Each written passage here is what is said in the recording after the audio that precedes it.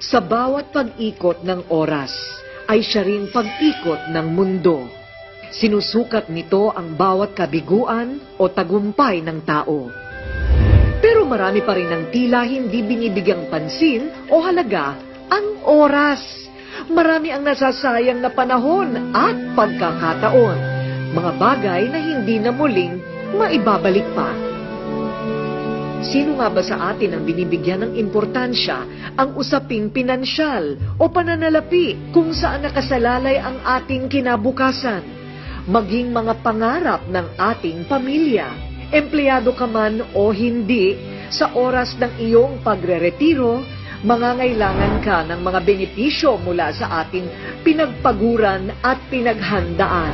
Aasa tayo sa ating Social Security, pension, at malaking ipon.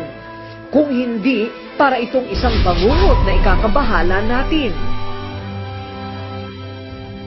Ang kwento ni Melay at Sonia, salamin din ng pinagdadaanan ng maraming Pilipino. Simpleng may bahay si Melay, 48 years old, at 10 taon na sa pagkakarinderya. Mula noon, nagtabi siya ng 67 pesos kada araw. At makalipas ang 10 taon, nakapag-ipon si Aling Melay ng 420,740 pesos. Masipag, matipid, at masinop si Melay. Inilaan ni Melay ang kanyang naipon sa tamang pag-i-invest, kumuha ng long-term care, life insurance, at educational savings para sa kanyang 3 anak.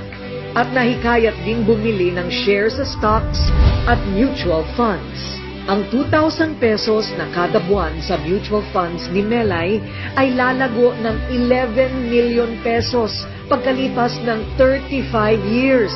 Para daw ito sa kinabukasan ng kanyang pamilya. Nakabili na rin siya ng pampasadang tricycle para sa kanyang mister. So, nung nawalaan yung trabaho ng asawa ko, may kunting naipon man ako, kaya nagluluto na lang ako sa karinderya. Sa awa po ng Diyos, okay naman ang kita niya. May nag-alok po sa akin ng Kaiser para po maganda daw yun sa kinabukasan po namin. Natatakot po ako kasi baka masayang po ang pinagpaguran ko. Kaya po nag-invest ako ng tama. Nabibili naman ni Sonia ang lahat ng kanyang luho at lahat ng hilingin ng 3 anak, lalo na noong siya ay nasa ibang bansa pa. Dating caregiver sa Middle East, ang 50 anyos na si Sonia, isa siyang solong ina. Binigay ko yung gusto ng mga anak ko. Kung anong bago, lahat meron sila. Hindi ko naisip mag-invest sa life insurance or healthcare kasi hindi naman pumasok sa isipan ko. Kahit maraming gastos noon, nakakapagtabi si Sonia ng 70,000 pesos kada buwan o halos 840,000 pesos kada taon. Sa loob ng 5 taon, nakapag-save si Sonia ng 4.2 million pesos. Nagpagawa ng bahay at bumili ng magarang sasakyan. Pero hindi naisip ni Sonia ang mag-invest sa insurance, mutual funds at iba pang produkto na sisiguro sa kanilang future o kinabukasan. Natatakot ako at hindi ako nakapag-invest sa life insurance at unti-unti nang nauubos ang mga naipon ko. 2 taon nang nasa Pilipinas si Sonia, pero hanggang ngayon wala pa siyang kontrata palabas ng bansa. Unti-unti na rin nauubos ang savings niya sa bangko.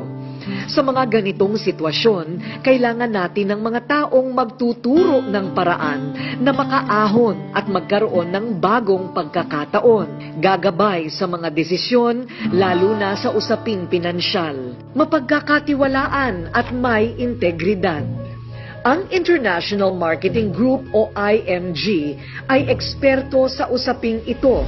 Isang independent company na may mga produktong tutulong sa bawat Pilipino na dumaranas sa hirap ng buhay. Pilipinong gustong makawala sa utang at maging financially secure. In terms of investment and savings, the most important ally would be time. So in investment, savings, the most important thing is time. Because a lot of small money eventually become big. But no matter how big the money is, if you don't have the time, it will never grow. If you let time pass by without saving money, then you will lose not only the money itself, but the future of what money can bring to you.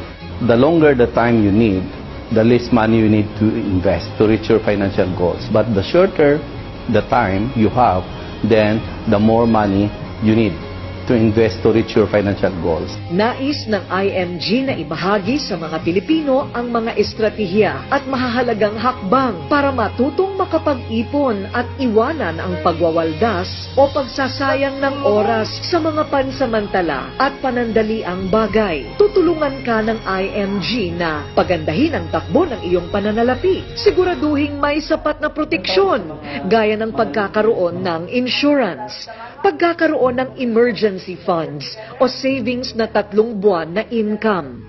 In-manage ang mga utang at makakawala dito at magsimula na makapag-ipon ng pangmatagalan. Anong direksyon ang tatahakin mo? Magsasayang ka pa ba ng oras o panahon? Kailan ka kikilos? Palilipasin mo bang muli ang napakabilis na takbo ng oras? Nasa kamay mo ang desisyon. At posibleng ang tamang oras para makapagsimula ay oras na tumatakbo na ngayon.